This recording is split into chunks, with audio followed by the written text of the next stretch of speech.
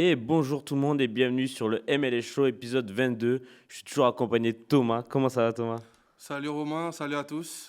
J'espère que tu es en forme pour débriefer cet épisode. Toujours en forme pour parler de MLS. Super. On va commencer tout de suite par le sommaire les amis. Le sommaire avec plusieurs actualités. D'abord, la première, ça va être sur les news de la semaine avec, on va parler de San Diego, un peu de la CONCACAF Champions Cup. Maintenant, ce n'est plus la Champions League.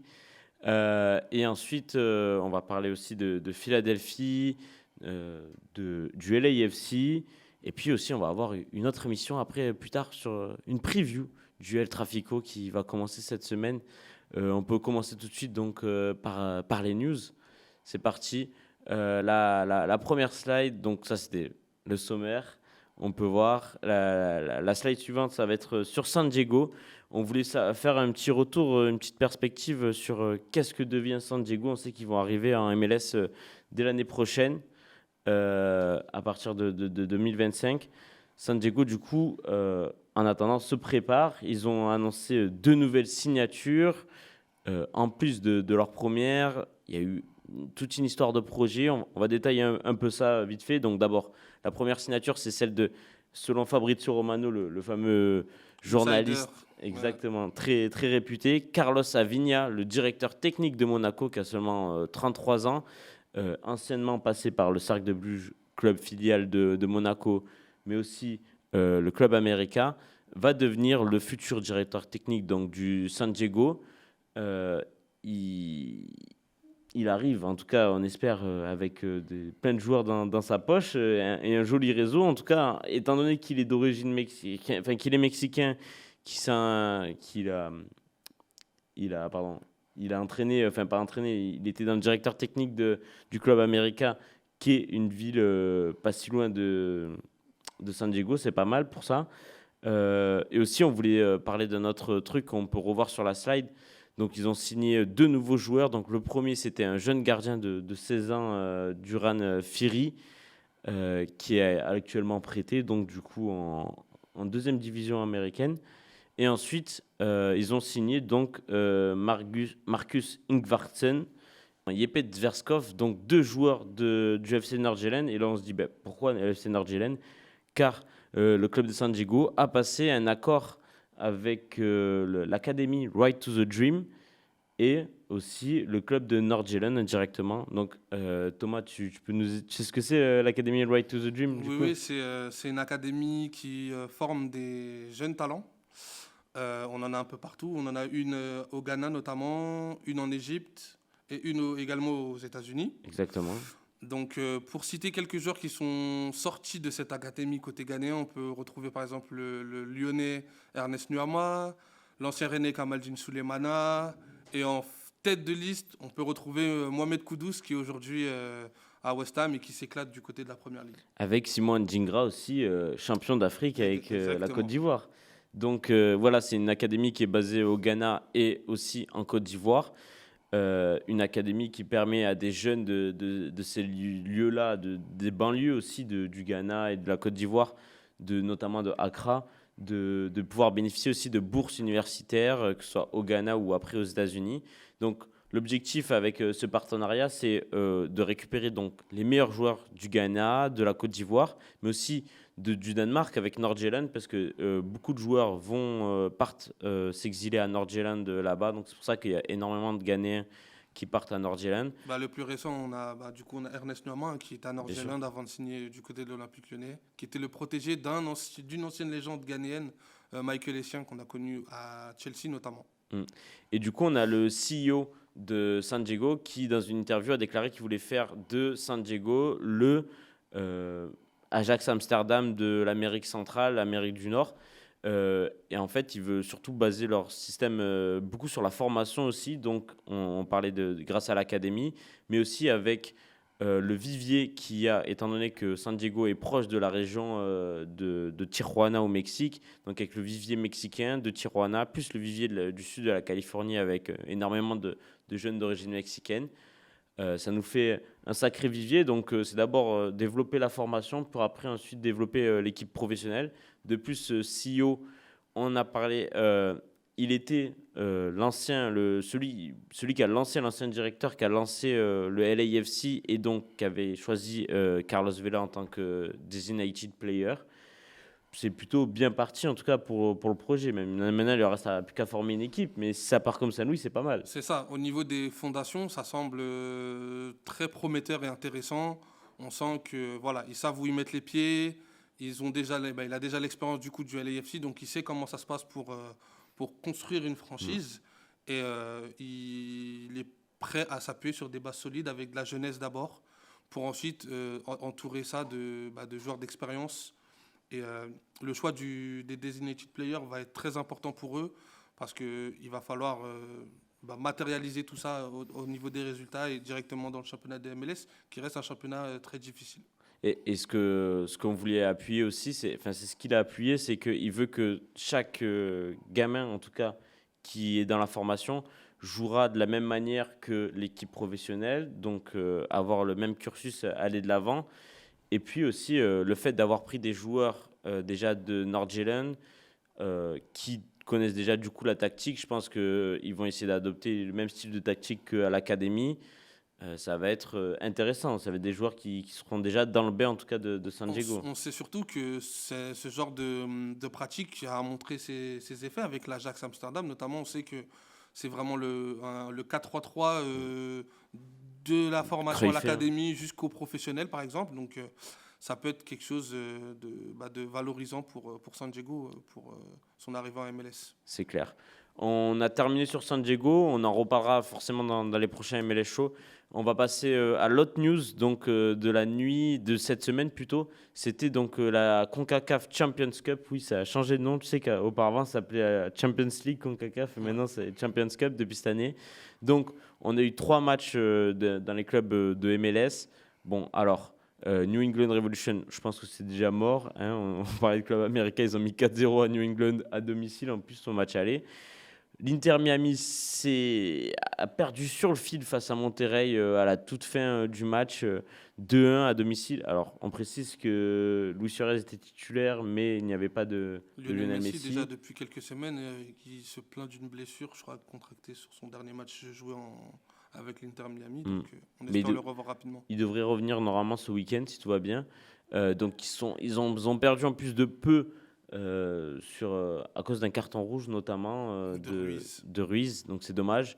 Et enfin, le dernier match, c'était le seul qui a pour le moment de l'espoir, c'est Columbus Crew, champion en titre, qui a fait match nul face aux Tigres, champion en titre, eux, de la Champions Cup.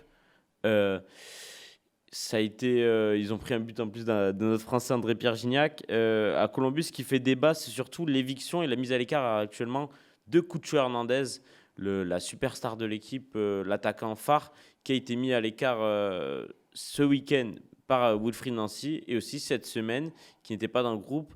En cause, ça serait apparemment une sorte de sanction disciplinaire selon les règles de l'équipe par Wilfried Nancy, à cause de son attitude, après avoir été remplacé à la 89e minute par Charlotte, lors de la défaite du Columbus Crew. Il était rentré directement au vestiaire et n'avait pas salué ses coéquipiers après avoir été remplacé. Qu'est-ce que tu en penses, Thomas, de cette attitude et cette mise à l'écart ? Ça nous montre que Wilfried Nancy reste dans sa ligne directive. L'an passé, on a eu notamment des histoires disciplinaires avec Lucas Della Ryan, qui était aussi un des joueurs stars de l'équipe. Il a su le mettre à l'écart pour finalement le vendre et le remplacer par Diego Rossi. Et on a vu jusqu'à où ça les a amenés. Ça les a amenés jusqu'au titre l'an passé. Donc c'est bien de voir que l'institution Columbus reste forte malgré les velléités d'un joueur aussi star soit-il. Donc maintenant, ce sera à Cucho aussi de s'excuser et de rentrer dans le rang très rapidement, parce qu'on voit que Wilfried Nancy, lui, n'hésitera pas à le mettre à l'écart si les écarts de conduite se poursuivent. Tu penses qu'il va revenir la semaine prochaine, ce week-end ? Ouais, je pense que Cucho aura une seconde chance. Ce sera à lui de la saisir et de montrer le bon état d'esprit, la bonne attitude pour lui, pour ses coéquipiers et pour le club de Columbus quand même. Et ouais, donc je pense qu'il aura une chance à saisir ce week-end. Ok, on va passer maintenant à la première partie, le match entre Philadelphie et Minnesota. On a voulu analyser ce match parce que Philadelphie est sur une bonne série en train de faire tomber beaucoup de gros et Minnesota était premier de la conférence Ouest avant ce match-là. On va partir sur d'ailleurs la première slide. On va parler directement du match. Donc Philadelphie l'a emporté 2-0 face à Minnesota après avoir renversé le Portland Timbers qui était premier à l'Ouest. Minnesota a ensuite pris le lead à l'ouest et ils sont encore tombés face à Philadelphie. Première défaite du coup pour Minnesota et surtout deuxième victoire consécutive pour Philadelphie qui gagne enfin et qui fait tomber les gros qui avaient enchaîné eux 3 matchs nuls consécutifs. Là ils ont pu s'appuyer sur une victoire, un but de Gazdag, un but de Carranza. Finalement leur joueur clé qui marque, buteur et passeur. Ça fait du bien pour Philly, non? Ça fait du bien pour la confiance. On sait que voilà, sur ce début de saison, il y avait quand même la manière, il y avait quand même des arguments à faire valoir. Ils n'ont pas forcément été récompensés au niveau du résultat final. Et puis, je pense que j'ai l'impression qu'il fait bon vivre à Philly en ce moment de faire tomber les premiers de chaque conférence. En fait, ça reste une équipe pas très spectaculaire à voir jouer, mais super efficace devant le but en ce moment, sur les 2 derniers matchs du moins. Et c'est ce qui a fait la différence contre Minnesota. Une équipe de Minnesota qui a montré de belles choses, je trouve.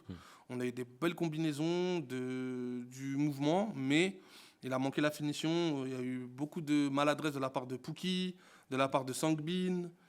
Donc, c'est des matchs qui vont leur permettre de prendre de l'expérience et de voir justement, de par comment Philly joue, qu'est-ce qui les sépare des équipes peut-être prétendantes au titre en fin de saison. Il a été très remuant. Là, on a voulu mettre ce Sangbin. Là, on a voulu mettre la plus grosse action, en tout cas, de Minnesota en première période, où ce face-à-face loupé par Pookie. Mais surtout, très bon André Blake. Hein. Ils n'ont pas eu beaucoup d'occasions, mais il a été décisif. Et là, c'est le but refusé à Minnesota en fin de match qui aurait pu changer la donne. Pourquoi? Pour un hors-jeu, tout simplement. Mais ça joue à peu et Minnesota a en tout cas eu l'occasion d'égaliser. Malheureusement, ça s'est fait à peu. Et après, au final, comme tu dis, Philadelphie a été plus clutch. Et là, c'est sur une errement de la défense, sur un dégagement de loin. Boum, Julian Carranza, il lui en faut pas beaucoup pour faire la différence tout de suite. Au moment où en plus il y a eu des changements et ça fait mal à la tête de l'adversaire. Au moment où tu fais des changements, tu marques d'entrée. Et puis, incroyable, la finition de Carranza, il lui en faut pas 15, hein, ça c'est sûr. Ouais, c'est clair, tu as tout dit. Je pense que les momentum ont basculé. Et quand tu passes d'une possible égalisation à ensuite encaisser le deuxième but qui scelle totalement l'issue de la rencontre, bah, ça montre que Minnesota doit encore travailler peut-être sur l'aspect mental. Même si sur la saison, ils ont quand même montré qu'ils étaient capables d'aller chercher des résultats dans les dernières minutes. Mm. Donc il y a une bascule à faire. Je pense qu'il faut mentionner et positiver le fait que Minnesota arrive quand même à se créer les occasions, à marquer, même si des fois ça peut être refusé pour hors-jeu ou quelque chose d'autre. Mais il faut aussi parler du fait que mentalement, contre les grosses équipes, ça peut flancher encore. Pour le moment, c'est le cas en tout cas. On voulait parler de 2-3 joueurs à Philadelphie. Bon, déjà, ça fait 3 ans qu'ils ont la même attaque, donc qui tourne bien, qui commence à bien tourner une fois qu'ils sont bien lancés. Il y a aussi le fait qu'au milieu de terrain, ils ont un milieu très jeune, où justement au milieu, à part Bedoya, derrière, tu as 3 jeunes qui ont à peine la vingtaine, dont Quinn Sullivan, Leon Flatch qui est blessé et le dernier c'est Jack McGlynn. Nous on a été marqué par notamment le match de Sullivan, mais il n'y a pas que lui apparemment à Philadelphie. Ouais, Bon, déjà on va parler de Sullivan ouais. voilà, on va parler déjà de son match à Quinn qui fait une passe décisive sur le deuxième but. Non, le deuxième but. C'est ça, ouais. Tu as été assez C'est un impressionné corner, par ce milieu central, milieu droit a été assez débordant en tout cas. Ouais, très remuant. Très remuant. Il a sans cesse apporté le danger sur son côté. Il a amené beaucoup de centres. Bon, malheureusement, il finit que avec une passe D, j'ai envie de dire. Je pense qu'il aurait pu en avoir encore une ou deux sur la rencontre. Mais c'est très prometteur. Et puis, Philly, franchement, la continuité, la sérénité de cette équipe, faut rappeler que Jim Curtin, il est là depuis 2014 quand C'est même. ça. Ça va faire 10 ans qu'il est au club. Forcément, tu t'amènes une continuité, quoi. C'est ça, t'as pas bougé énormément ton effectif. T'as eu Gazdag qui a eu sa saison incroyable où je crois qu'il est en double-double. Oui, c'est ça. Ensuite, il passe joueur désigné. Donc, en fait, c'est toujours dans une logique, en fait, Méritoire. voilà, c'est ça, logique méritoire. Et au final, tu changes rien, tu arrives à amener des jeunes, tu arrives à intégrer tes jeunes dans un moule et dans un projet de jeu qui ne bouge pas. Donc c'est vraiment plus facile pour eux de s'exprimer. C'est ce qui se passe en ce moment avec Sullivan, ou Maglin peut-être, et Flash. Et puis, étant donné que ça fait plus de 10 ans que le coach est là, ils ont aussi du coup la même physionomie, la même philosophie plutôt de jeu depuis une dizaine d'années. Ce qui fait que les jeunes de l'académie, quand ils sortent, quand ils arrivent en équipe première, ils sont déjà intégrés. Et celui qu'on voulait parler, déjà, on a eu les frères Aronson, donc Brendan et Paxton Aronson, qui sont tous les deux partis ensuite en Bundesliga. Donc, Brendan qui est actuellement prêté à Union Berlin et Paxton à Francfort, si je ne dis pas de bêtises, c'est ça, hein. C'est ça. Donc les deux sont partis en Europe, les deux sont formés, la fratrie, à Philadelphie, et les deux sont d'ailleurs en équipe américaine. Et ce qu'on voulait dire, c'est que désormais, il y a les frères Sullivan, Quinn, du coup, qui joue en équipe première à 20 ans, mais aussi son plus jeune frère, Caven Sullivan, qu'on va voir dans la prochaine slide, on va en parler. Donc Caven Sullivan, désormais, nouvelle pépite de Manchester City, à seulement 14 ans, ce jeune milieu offensif a été acheté par Manchester City pour 2,1 millions de dollars à peu près. Donc il a que 14 ans, il rejoindra le groupe et l'équipe Manchester City, il jouera en Europe qu'à partir de ses 18 ans, même s'il a un passeport allemand de par sa mère, donc il pourrait jouer pourquoi pas en Europe d'ici ses 16 ans, mais logiquement il va faire ses 4 ans de formation encore à Philadelphie. Il a donc un match déjà en MLS Next Pro, donc en pro, c'est un professionnel déjà à 14 ans. Il est rentré au bout de 34 minutes, il a mis une passe décisive et une victoire du match. Donc là on peut le voir d'ailleurs sur la photo de droite avec son frère Quinn. Il a aussi donc été formé à Philadelphie. Il est déjà international américain chez les U15. Il a déjà remporté la CONCACAF avec eux. Il était d'ailleurs désigné meilleur joueur de la compétition, Ballon d'Or, on va dire. Il a signé déjà le plus gros contrat de l'histoire du programme MLS Homeground, donc chez les jeunes, avec un gros contrat à la clé. C'est assez fou. À 14 ans et demi, d'être déjà pro, de signer à Manchester City, d'avoir un destin comme ça. Et actuellement, il joue d'ailleurs, il y a la génération Adidas Cup qui regroupe 40 équipes des moins de 17 et 40 équipes des moins de 15. C'est une compétition qui se déroule en Floride, je crois, aux États-Unis. Et donc, il y a des clubs de partout dans le monde. Donc, il y a beaucoup de clubs de MLS, tous les clubs de MLS d'ailleurs, je crois. Mais aussi des gros clubs genre Arsenal, Toulouse aussi, qui représentent la France, etc. Donc, dans cette compétition, il joue avec les U17 alors qu'il a 14 ans. Ils viennent de se qualifier pour les quarts de finale. Et il a déjà marqué dans la compétition. Il est impressionnant. C'est l'homme à regarder de toute façon de cette compétition. Il passe partout sur tous les highlights, on le voit. Il est assez impressionnant. Qu'est-ce que tu peux nous dire? T'étais un peu choqué d'apprendre qu'un jeune de 14 ans signe déjà pro à City. Bah ouais, moi, ça marque aussi, surtout pour moi, un peu la dérive du football actuel. Parce que faut pas oublier que ça reste quand même des gamins. On leur donne déjà des contrats mirobolants. On les achète pour des sommes astronomiques pour leur âge. Et je pense que c'est peut-être malsain et négatif pour le joueur. Parce qu'il va falloir quand même assumer tout tout cet aspect médiatique autour de lui qui commence à se créer. C'est une signature à Manchester City quand même. On ne parle pas d'une signature en Détroit anglaise, tu vois. Ouais. On parle de Manchester City, champion sortant de la Ligue des Champions, 3 fois champion de Première Ligue de suite, 6 ou 4. Ils ont gagné 3 fois en 4 ans. Ouais, voilà, 3 fois en 4 ans, tu gagnes la Première Ligue. C'est quand même quelque chose d'assez impressionnant. On l'a vu avec un joueur comme Martin Odegaard aussi qui avait signé au Real à 16 ans. On avait vu les difficultés qu'il avait eues pour se mettre au niveau et se lancer dans le bain du monde professionnel. Il a fallu qu'il redescende de plusieurs étages avant de enfin trouver le club qu'il lui fallait avec Arsenal. Mais je pense qu'il faut faire attention. On est vraiment dans une dérive et je pense que ça peut être très très dangereux pour les jeunes à terme. L'avantage pour lui, c'est qu'il est déjà dans son club formateur, il va rester jusqu'à ses 18 ans, donc il va pouvoir continuer à faire 4 ans, évoluer en MLS du coup. Et puis aussi, il a l'exemple de son frère, qui a 20 ans, qui est déjà pro, il a déjà un entourage, une famille qui est plongée dans ça. Donc ce qui peut faire en sorte qu'il est bien entouré. C'est peut-être ça aussi qui... C'est Il n'y aura possible. pas de dérive. Il a déjà l'exemple de son grand C'est frère. possible, mais après, l'exemple de son grand frère, toute proportion gardée, tu vois, il est professionnel, mais il joue à Philadelphie. Tu vois, C'est sûr. c'est pas la même chose que de jouer à Manchester City. Et en plus, je pense qu'avec l'aura, le buzz, tout ce qui s'est fait autour, je pense qu'il va avoir d'énormes responsabilités. Je pense que ça m'étonnerait pas qu'à 18 ans, on le voit déjà en sélection américaine. Oui, Et il y a moyen, qu'on lui même mette avant. qu'on lui mette déjà des responsabilités de peut-être porter l'équipe. Tu Pourquoi vois, pas? c'est ça qui peut être dangereux. Après, faut à voir, on ne sait pas. Ça peut être un joueur qui est fait d'un mental différent des autres. Ça peut être un joueur spécial et qui va réussir En tout peut-être cas, sur le terrain, on le voit partout. On le voilà, voit peut-être qu'il va partout. réussir à tenir tout ça et à quand même être performant sur la pelouse. Est-ce que tu penses qu'il sera là pour la Coupe du Monde de 2026 aux États-Unis? Je sais pas, franchement, ça peut être une surprise. Moi, je pense À qu'il peut 16 y ans, être. ça peut être Moi, je fou. pense Hein. qu'il peut y être. Ouais, ça peut être incroyable. Et il peut y avoir une sacrée hype autour de lui. En tout cas, avec son frère aussi, ça peut être pas mal. Si on pourrait avoir les frères Aronson plus les frères Sullivan, ça peut être pas mal. De plus, ils ont aussi entre les Queen et Caven, il y a deux frères jumeaux entre deux, donc qui jouent aussi au foot. On pourrait peut-être, pourquoi pas, avoir les quatre frères d'un coup sous le maillot de Philadelphie.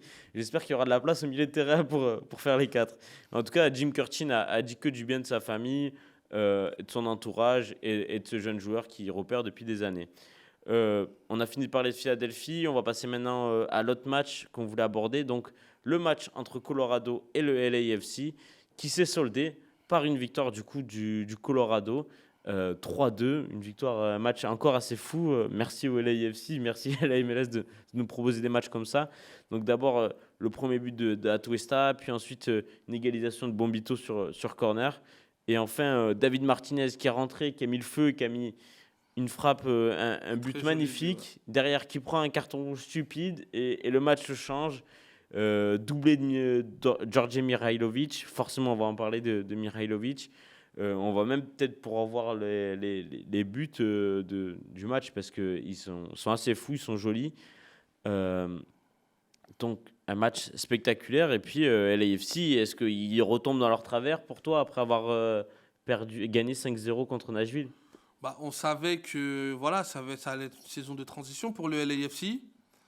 Malgré cette belle victoire 5-0 au match précédent, on sait très bien que voilà, cette équipe va avoir des hauts et des bas, tout simplement. Malheureusement pour eux, ça a été un match sans. Ça a été un match sans pour le LAFC. Et Colorado a bien su en profiter et se mettre au diapason pour obtenir une belle victoire à domicile devant son public. On a vu Denis Bouanga, en plus, il avait fait un sacré match. Je trouve qu'il a été, quand même, comme d'habitude, toujours remuant sur son côté. Il n'a pas été récompensé d'un but. Qu'est-ce qui a fait pourquoi est-ce que vraiment, genre, ce momentum, ces changements, ils ont peut-être fait trop de changements trop tôt, LAFC, ce qui fait qu'ils ont été déréglés après parce que on voit que c'est sur le coup franc de Mihailovic qui fait l'égalisation. C'est sur l'entrée de Segura, sur une faute de Segura, l'entrée de la surface. Quelle entrée catastrophique. Exactement, je voulais le souligner. Tu vois, il vient de rentrer, il fait une entrée catastrophique. Derrière, il concède le corner, le coup franc. Derrière, c'est égalisation. Et puis, LAFC craque. Est-ce que tu penses que c'est. Ouais, est-ce que l'AFC, c'est récurrent chez eux cette année? Bah forcément, on sait que défensivement, l'assise défensive, elle est moins importante. T'as perdu Chiellini quand même, qui était ton patron de défense. Bon, il y a eu quand même aussi un peu des modifications, des changements de poste un peu particuliers. C'est Palencia Oui. qui est déporté sur l'autre côté pour faire rentrer Segura. Mm. Il y a eu un peu, il y a eu Ouais, il y une a eu sorte trop de changements en voilà, il y a eu défense, tu vois. trop de changements. Déjà que l'équipe allait même pas rodée, on n'a même pas encore trouvé peut-être une équipe type, une assise défensive totale comme le LAFC a pu nous montrer la saison passée par exemple. bah là, forcément, tu mets en difficulté quand même ton animation défensive. Parce que le LAFC a réussi à capitaliser sur une contre-attaque sur le premier but. Mm. Non, non, le premier, c'est la frappe Ah oui, d'Atuesta sur voilà, le c'est ça, corner. exactement, t'as raison. On peut voir d'ailleurs les buts, hein, si on peut les mettre, ça va être sympa, vas-y. Ouais, donc je disais, tu capitalises sur un bon début de match de ta part où tu as mis un peu les ingrédients pour faire la différence. Et ensuite, malheureusement, je trouve qu'il y a eu quand même ils ont plongé, je sais pas si c'est physiquement, mais en tout cas dans l'attitude. Je les ai trouvés assez attentistes et ils ont permis à Colorado de rester dans la rencontre et de toujours continuer à y croire. Et je suis désolé, mais à partir de la 65e minute, malgré le but de Martinez qui est très joli, bah, en fait, pour moi, il n'y a qu'une équipe sur le terrain. Ouais. Il n'y a qu'une équipe sur le terrain, c'est Colorado. Et dans l'attitude, dans le pressing, dans tout, bah, ils ont montré qu'ils avaient envie d'aller décrocher cette victoire. Et c'est amplement mérité là, sur le score final. Donc on parlait beaucoup de Colorado en début de saison. C'est vrai que c'est une équipe finalement, vu du recrutement, qu'on trouvait intéressant, qu'on attendait. Là, ils décrochent une grosse victoire quand même contre l'AFC, même s'ils sont encore un peu irréguliers. Tu as été bien surpris ça a été une bonne surprise pour toi cette victoire face au LAFC. Bah, C'est c'est un une gros surprise coup. quand même, ça reste quand même Ouais. une surprise. Quand on voit d'où Colorado part et d'où le LAFC est, forcément, on ne s'attend pas à une victoire de Colorado, surtout avec ce scénario-là. Mm. C'est vraiment ça qui a à mettre en lumière pour Colorado, c'est que en termes d'envie et de toujours y croire, ils y ont cru jusqu'au bout et ils sont récompensés. Ils ont mis les ingrédients pour aller chercher la victoire. Et il y a quelques individualités qui seront à ressortir. Je pense qu'on parlera de Mihailovic tout à l'heure. Mm. Mais il y a aussi quand même un Navarro devant qui a été très intéressant, notamment quand il jouait en pivot, en déviation. Il a peu fait sur la rencontre, mais dans la grosse période de Colorado, on l'a beaucoup vu combiner, prendre le ballon, jouer en pivot, permettre à des joueurs lancés de prendre les espaces. Et aussi, on a Moses Bombito qui, pour moi, fait son match référence avec Colorado. On rappelle, il a été drafté l'année dernière à la 3e place par Colorado. Et Là, c'est sa première saison en tant que titulaire. voilà, et là, il nous a montré sa palette, en fait. Il nous a montré sa palette à la fois à la récupération, à la fois également dans son jeu de passe, parce que il a trouvé de belles passes qui ont réussi à casser des lignes. Oui, Il a aussi il a réussi à monter avec le ballon. exactement, il a réussi à conduire la balle pour également casser les lignes par la course. Et forcément, en plus, il est récompensé d'un joli but sur corner derrière qui permet à son équipe de rester en vie. Pour l'anecdote, c'est le jour de son anniversaire en plus, donc c'est sympa. Donc voilà, donc vraiment lui, j'avais envie de le mentionner, de le féliciter pour son énorme match. J'espère que voilà, ça va lui lancer son aventure avec Colorado, mais très satisfaisant de sa part. Yes. Bah, du coup, on va parler de l'homme clé forcément de ce match. Ça a été Georgi Mihailovic qui a inscrit un doublé. On a une petite fiche sur lui d'ailleurs à vous montrer. Sur ses stats, bon, en début de saison, on a vu qu'il a eu du mal à s'intégrer au début à Colorado. Lui, le joueur formé par Chicago, qui était passé par du coup Chicago, l'AZ Alkmaar, et il fait un autre club, je crois. Il fait Columbus, il me semble, si je dis pas de bêtises, avant Alkmaar. Et derrière, finalement, à 25 ans, il revient à Colorado. On lui donne les clés du camion, littéralement, numéro 10, et limite leader de cette équipe, technique en tout cas. Il a eu du mal en première mi-temps, plus en en première mi-temps à se montrer. Et après, en seconde mi-temps, bon, là, il a pris les clés de l'équipe au moment où son équipe en avait besoin. Il inscrit un super coup franc. Derrière, il met un but du genou. Il est quand même pas mal, ce but du L'action elle est genou. belle, toute l'action est jolie. Et Entre puis, tu le parles de changement d'aile Navarro, c'est lui qui fait la transversale. Bon, du coup, Mihailovic, t'en penses quoi à l'heure actuelle? Bah, c'est son match pareil, hein, c'est son match référence pour moi. Dans le temps fort de son équipe, On il a a l'affiche été d'ailleurs partout. sur Mihailovic qu'on peut voir. Vas-y. Il a été partout. Il a été partout sur la pelouse. Leader technique, leader vocal, leader par l'attitude. Il était dans tous les circuits de passe. Il venait chercher les ballons dans les pieds. Il faisait jouer ses coéquipiers. C'était vraiment un match. C'était vraiment 25 minutes pleines de sa part. Mm. C'est couronné par un but sur coup franc qui égalise. Tu permets d'égaliser. Tu as encore du temps pour aller chercher ta victoire. Et ensuite, derrière, tu as encore l'audace d'être au bon endroit au bon moment d'être placé et de quand même d'avoir le réflexe de mettre le genou pour aller tromper Ouais. Hugo Lloris. Donc forcément, il a à ressortir et Et puis c'est c'est lui qui très tire bien le pour lui. corner hein, sur Bombito. C'est lui qui tire tous les Voilà, coups de tu pied vois. arrêtés, tu vois. On a même une petite vidéo de ces highlights au bord terrain où on voit bien le coup de genou assez cinglant.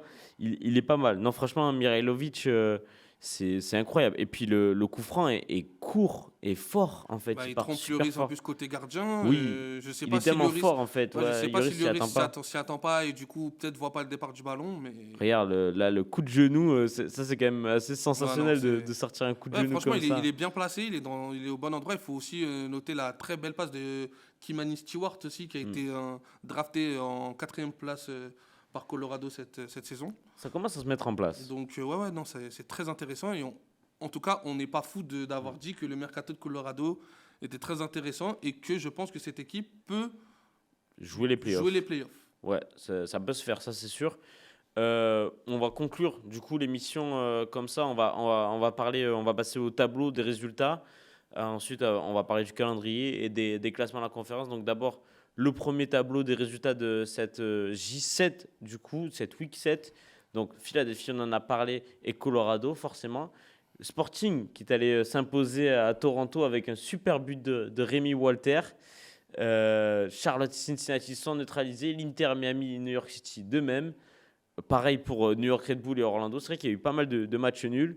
Montréal a perdu face à DC United. Laurent Courtois a d'ailleurs déclaré que c'était l'une des meilleures équipes qu'il a affrontées cette saison, DC Moi, United. je t'ai dit que je les sens pas mal. Moi, je les sens pas C'est mal. clair. Ça peut être une belle équipe. Austin qui a remporté son premier match de la saison Dans dans un le derby. derby face à Dallas. On est très inquiet pour Dallas du coup. Houston qui remporte face à San Jose, une nouvelle Qui défaite. enchaîne C'est ça. Houston enchaîne. Ouais, Match c'est nul positif. spectaculaire entre Columbus et Nashville de partout. Le Real Salt Lake s'est imposé face à Saint-Louis. LA Galaxy, on va en parler dans notre preview, dans notre émission, a gagné face à Seattle 1-0. Vancouver s'est imposé contre Portland et Atlanta a conclu la soirée par un 3-0 face à Chicago. Super résultat. En même temps, quand ils remettent leurs deux joueurs désignés, Ça va vite. ça va beaucoup mieux. On va passer au tableau classement la prochaine journée, pardon. Donc, on va retrouver Vancouver face à Toronto, Columbus face à DC United, superbe duel, hein. New York City contre Atlanta, le Red Bull va se déplacer gros match à aussi. Cincinnati, très très gros match en perspective. Colorado, on en a parlé, ils vont être mis à l'épreuve face à l'Inter Miami. Un match entre Charlotte et New England. New England Revolution, le coach qui a déclaré qu'il promettait une victoire. Et derrière, Mike Dean, non, c'est Dean Smith, pardon. Le coach de Charlotte a dit qu'il valait mieux pas qu'il déclare quelque chose, fasse des promesses qu'il ne pouvait pas tenir. Enfin, le derby et le trafico, on va en parler dans notre émission. Austin face à San Jose, Chicago, Houston, Nashville, Philadelphie. Real Salt Lake va se déplacer à Minnesota. Saint-Louis reçoit Dallas. Le Seattle affrontera le Montréal de Laurent Courtois. Et enfin, Sporting Kansas face à Portland Timbers. On va passer au classement maintenant. Les classements d'abord de la conférence Est avec en première place Cincinnati qui se retrouve tout seul devant l'Inter Miami, Columbus et New York Red Bull, ça se pousse derrière. Atlanta qui revient à la hauteur, il leur reste un match en retard, donc ils pourraient pourquoi pas même passer d'un premier, Atlanta avec un goal average positif. Philly aussi qui est 7e, DC qui est bien placé pour le moment, qui est tranquille. Bon, un peu déçu pour le moment de Montréal 10e et Orlando surtout 13e. Et puis on a les deux derniers derrière. On passe maintenant à la conférence Ouest. C'est possible. L'autre classement, donc du coup, le LA Galaxy seul en tête, la conférence Ouest. Derrière, Vancouver, Salt Lake, Minnesota et Houston se disputent le podium en tout cas. Le Colorado qui est classé 7e, qui est plutôt bien classé. Portland qui descend beaucoup, je trouve, c'est un temps qui était promis il y a 2 journées de ça, hein, mais ça va très vite. Los Angeles qui est 9e. Comme on le prédisait, ça va être une saison de transition pour eux. Je pense que voilà, ils vont situer entre peut-être la 6e et la 8e place. Et après, on est très déçus de Seattle et Dallas qui trustent les 2 dernières places. À voir. On se quitte. Merci de nous avoir suivis et on se quitte tout de suite avec le top but de la 7e journée.